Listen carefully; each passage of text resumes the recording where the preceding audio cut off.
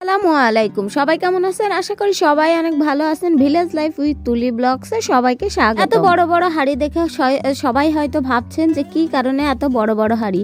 আসলে আমাদের ফ্যামিলিগত একটা অনুষ্ঠান ছিল, সেই অনুষ্ঠানের কারণেই সবাই রান্না বান্না করছে, বাট কোনো ডেকোরেটর কিন্তু ডাকা হয়নি। কারণ কি, এখানে ডেকোরেটরের দায়িত্ব পালন করবে আমার মা, চাচি সবাই। আর গ্রাম আর শহরের ভিতরে একটা পার্থক্য আছে, সেটা হচ্ছে গ্রামে কেউ যদি কোনো কাজ করে তো সবাই হাতে হাতে হেল্প করে, কিন্তু শহরে এটা সাধারণত দেখা যায়। আসলে আমাদের বাসাতে সকাল ভোর থেকেই আয়োজন চলছিল, কিন্তু 11টার দিকে রান্না বান্না শুরু হয়েছে। তো রান্না বান্নার দায়িত্ব ছিল এবার আমার আম্মুর উপরে। যথাসম্ভব আম্মু অনেক সুন্দর অনেক কিছু রান্না করতে পারে, আর আমাদের ফ্যামিলিগত এই ধরনের অনুষ্ঠান প্রায়ই হয়ে থাকে। এটা প্রায় 200 জনের মতো আয়োজন ছিল, আয়োজনের কোনো কমতি ছিল না। তো আমি আসলে গেছিলাম বাজার করতে। এটাকে বাজার বলে না, কারণ আমি আসলে গেছিলাম দই খেতে এবং আম্মুর জন্য জুতা কিনতে, আর আমার সেজে কাকু বাজারের দায়িত্ব। এবার এই আয়োজনটা শেষে করা হয়েছে রমজান মাসের, এই কারণে প্রতিবার এটা আগে করে, বাট আমরা বাসায় থাকি না এই কারণে।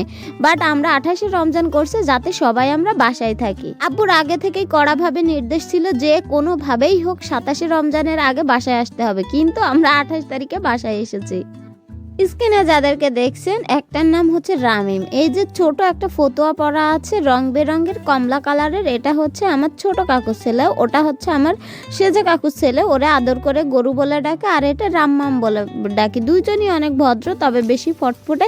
নিশ্চয়ই বুঝতে পারছেন রামিমটা, কারণ বেশি কথা বলে, বেশি আদর করে।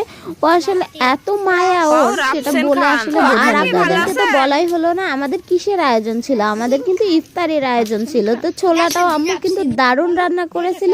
এই যে ছোলাটা দেখুন, অনেক বেশি, যত বেশি তেল দিছে আম্মু, তেলে তল হয়ে গেছে। আসলে অ্যাকচুয়ালি বেশি তেল না হইলে ছোলা কিন্তু ভালো লাগে না। তো আম্মু এটা দেখাচ্ছে এটা পানি না, এটা আসলে তেল। কারণ আমার পাশের কাকিরা বলছিল এটাতে পানি বেশি আছে, কারণ পানি বেশি থাকলে অনেক সময় এঁটে যাওয়ার সম্ভাবনা থাকে, মানে ঝোল হয়ে থাকে। আর যেহেতু এত মানুষের আয়োজন, ভালো যদি না হয় ব্যাপারটা একটু অন্যরকম হবে, সেই কারণে এটা বারবার টেস্ট করে দেখছিল যে সব কিছু ঠিক আছে কিনা।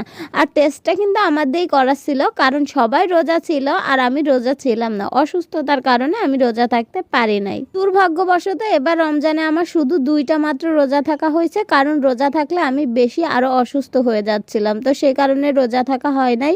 তো সবাই আমার দোয়া করবেন যাতে আমি পরবর্তী রমজানে সবগুলো রোজাই রাখতে পারি। তো সবাই ভালো থাকবেন, সুস্থ থাকবেন, দেখা হবে নেক্সট কোনো ব্লগে।